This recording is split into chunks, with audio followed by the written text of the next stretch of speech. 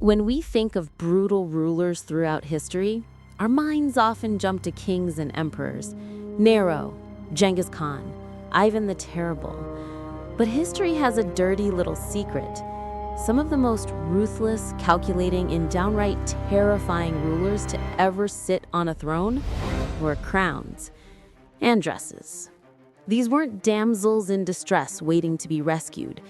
These were women who seized power in a man's world and held onto it with an iron grip, often through methods that would make even the cruelest kings look like amateurs.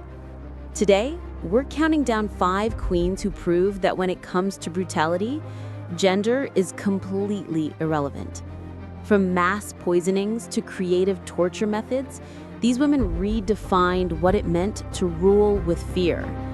So buckle up, because this is going to get dark. Let's dive into our first queen. Number 5, Queen Ranavalona I of Madagascar.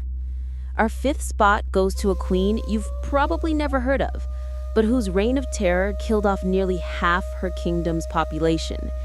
Meet Ranavalona I of Madagascar, who ruled from 1828 to 1861. When Ranavalona took the throne, Madagascar was being pressured by European colonial powers, particularly Britain and France. Her response? Absolute isolationism, backed by unthinkable cruelty. She immediately expelled all foreigners and banned Christianity, which her predecessor had allowed. But here's where it gets brutal. She didn't just ban it. Anyone caught practicing Christianity was tortured or executed. We're talking about being burned alive, thrown off cliffs, or forced to undergo trial by ordeal. And that trial by ordeal, it involved eating 3 pieces of chicken skin and the poison from the tangina nut. If you vomited it up, you were innocent. If you didn't, well, you died in agony. It's estimated that this justice system alone killed thousands of people annually. But Ranavalona wasn't just cruel to Christians. She enslaved her own people from massive construction projects. One road she commissioned killed over 10,000 workers through exhaustion and starvation. She'd execute entire families if one member displeased her. Nobility, commoners, didn't matter. Her military campaigns were equally brutal. She'd send armies to raid neighboring tribes, and any survivors would be enslaved or killed. Villages were burned to the ground as warnings. By the time she died of natural causes at age 83, Madagascar's population had dropped from 5 million to about 2.5 million. Half her kingdom gone. And the worst part? She died peacefully in her sleep, never facing justice for any of it. Europeans called her the female Caligula. But honestly, that might be an insult to Caligula. Number 4, Empress Wu Zetian of China. Coming in at number 4 is the only woman in Chinese history to rule as emperor in her own right. Wu Zetian, who reigned during the Tang Dynasty from 690 to 705 CE. Now, Wu Zetian's rise to power reads like a thriller novel. She started as a low-ranking concubine to Emperor Taizong. When he died, she was supposed to become a nun. Instead, she seduced his son, the new emperor, and became his consort. But she didn't stop there. She wanted to be empress, and there was already an empress in the way. According to historical accounts, Wu Zetian allegedly strangled her own infant daughter and framed the empress for the murder. The empress was demoted, and Wu took her place.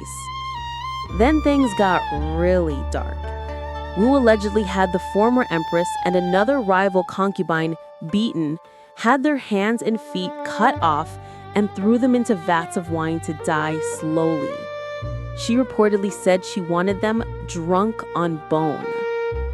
When her husband became ill, Wu effectively ran the empire.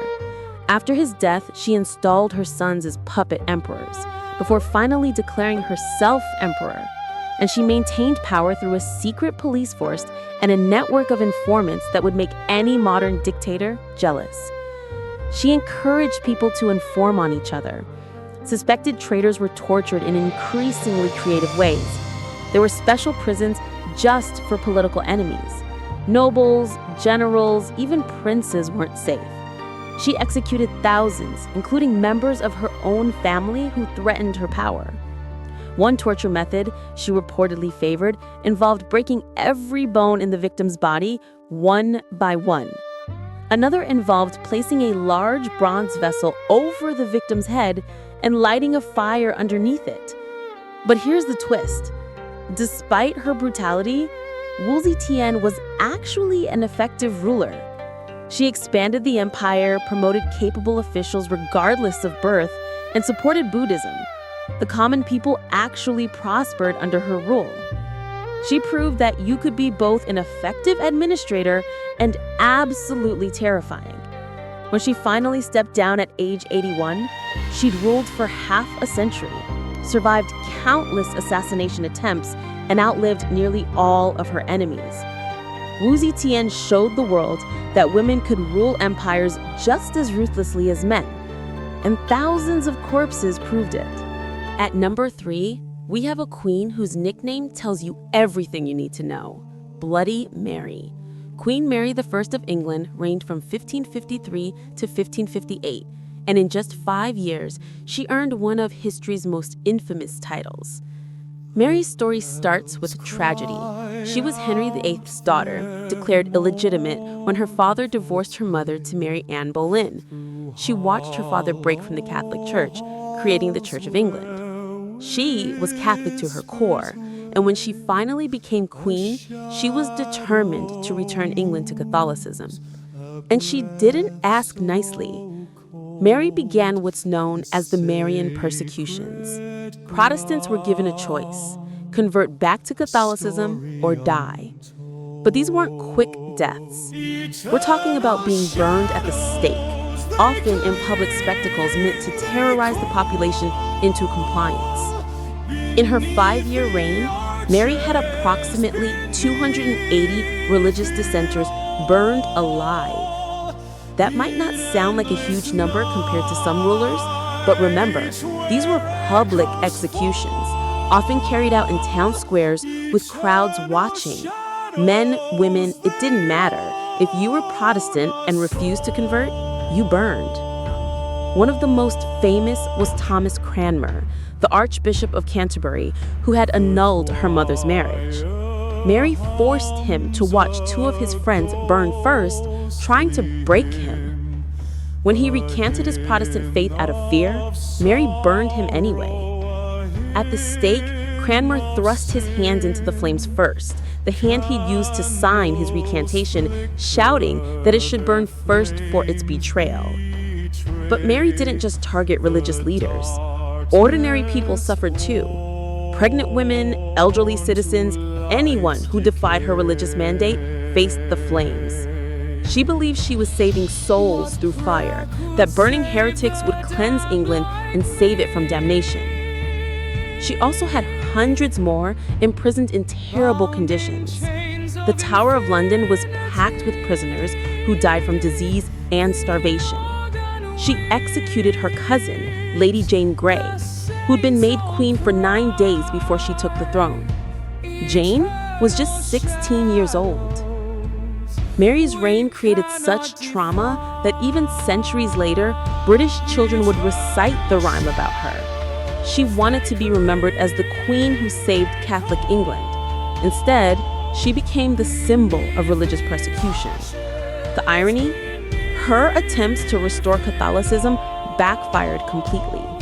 After her death, her half-sister Elizabeth I took the throne and restored Protestantism. Mary's persecutions had made Catholicism so unpopular that it never recovered in England. Mary died believing she'd done God's work. History remembers her as one of England's most brutal monarchs.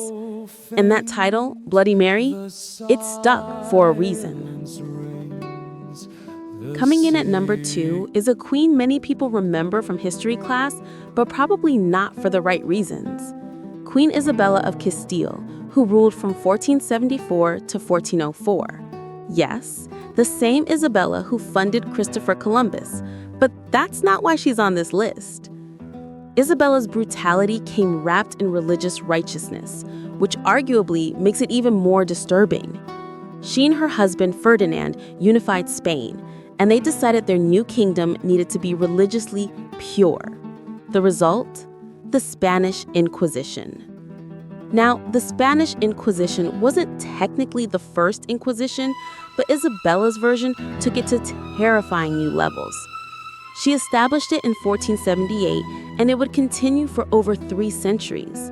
But the foundation she laid was brutal. The Inquisition targeted conversos, Jews and Muslims who had converted to Christianity but were suspected of secretly practicing their old faiths. And the methods used to extract confessions were nightmare fuel. We're talking about strappado, where victims were hung by their wrists, tied behind their backs, dislocating shoulders. The rack would stretch bodies until joints separated. Water torture, essentially waterboarding. Red-hot pincers. The Spanish chair, a heated iron seat. And these weren't quick interrogations. They were prolonged sessions designed to break people completely. Thousands were tortured. Thousands more were burned at the stake in elaborate public ceremonies called auto de fe's. These weren't just executions, they were religious festivals where convicted heretics were paraded through streets before being burned alive, while crowds watched and priests preached. But Isabella went further. In 1492, the same year Columbus sailed, she issued the Alhambra Decree, expelling all Jews from Spain who refused to convert. We're talking about hundreds of thousands of people given just 4 months to sell everything they owned and leave the country they lived in for generations. Many died during the Exodus. Families were destroyed. An entire culture was erased from Spain. Muslims faced similar persecution. The Moors who lived in Spain for centuries were forcibly converted or expelled. Their mosques were destroyed or converted into churches. Their books were burned. Their culture was systematically eliminated. And here's what makes Isabella particularly chilling. She genuinely believed she was doing good.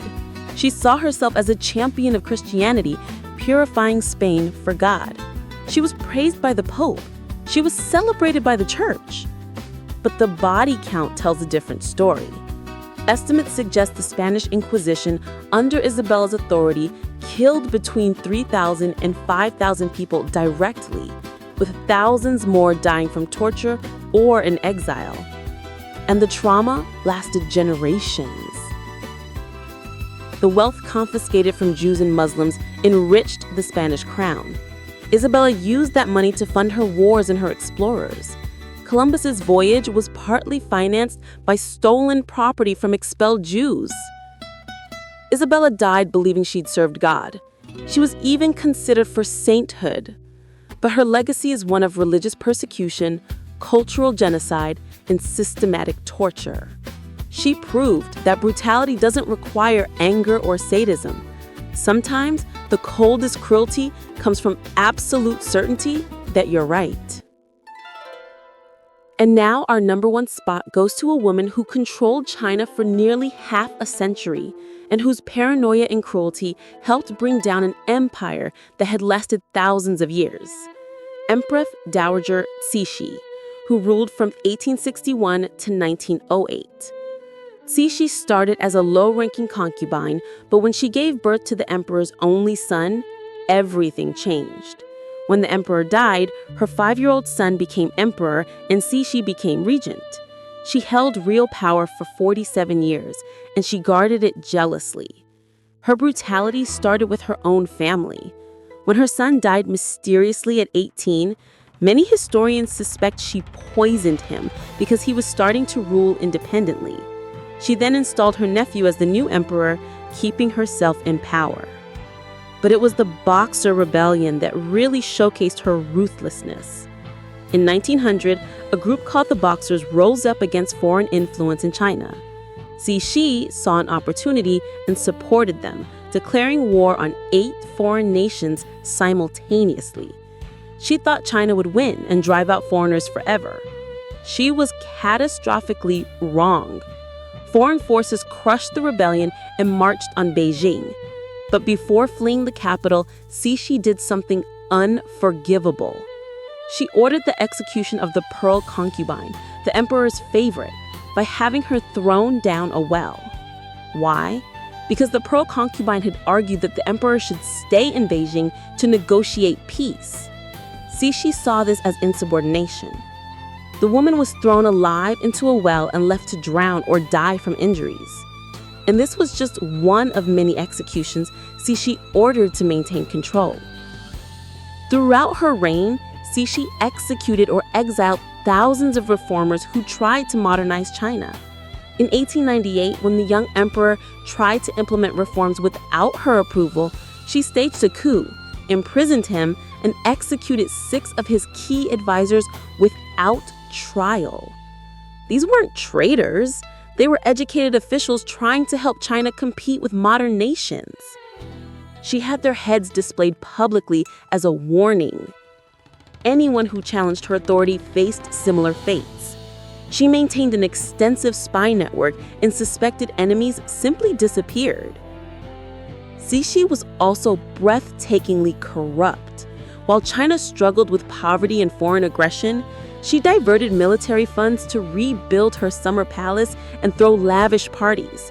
She spent money meant for the Chinese Navy on a marble boat that couldn't sail. Meanwhile, her country was losing wars because it had outdated weapons and ships. During famines, while peasants starved, Cixi dined on meals with over 100 dishes. She once spent more on her 60th birthday celebration than the annual budget for the Chinese Navy. The extravagance was obscene. But perhaps her greatest crime was her refusal to modernize. Japan, which had been less developed than China, embraced modernization and became a world power. Cixi resisted reforms that could have saved China, seeing them as threats to her power. Her conservatism and paranoia directly contributed to China's humiliation by foreign powers. When she finally died in 1908, her nephew, the emperor she'd kept in prison for a decade, died the day before her. Many historians believe she had him poisoned because she couldn't bear the thought of him outliving her and undoing her legacy. The Qing dynasty would collapse just 3 years after her death. She'd held onto power at the cost of her nation's future. Thousands died because of her executions, her wars, and her policies. An empire that had stood for centuries fell partly because one woman refused to share power or accept change. Cixi proved that brutality isn't always loud and dramatic. Sometimes it's quiet, calculated, and wrapped in silk robes and imperial protocol. But the bodies pile up just the same. So there you have it. 5 queens who prove that when it comes to ruling through fear, torture, and mass death, women were just as capable as men. From Madagascar to China, from England to Spain, these women left trails of bodies in their wake. What's striking is that most of them believed they were doing the right thing. Ranavalona was protecting her kingdom from colonizers. Wu Zetian was building an empire. Mary was saving souls. Isabella was serving God. Cixi was preserving China's traditions. But intent doesn't erase impact. And the impact these women had was measured in mass graves, burned bodies, and shattered families. History tends to focus on brutal kings, but these queens prove that power corrupts regardless of gender. When you have absolute authority and believe you're justified in using it, the results are always the same: suffering on an unimaginable scale. Thanks for watching. If you enjoyed this dive into history's darkest corners, make sure to like, subscribe, and hit that notification bell. Drop a comment below letting me know which queen shocked you the most, or if there's another brutal historical figure you want me to cover.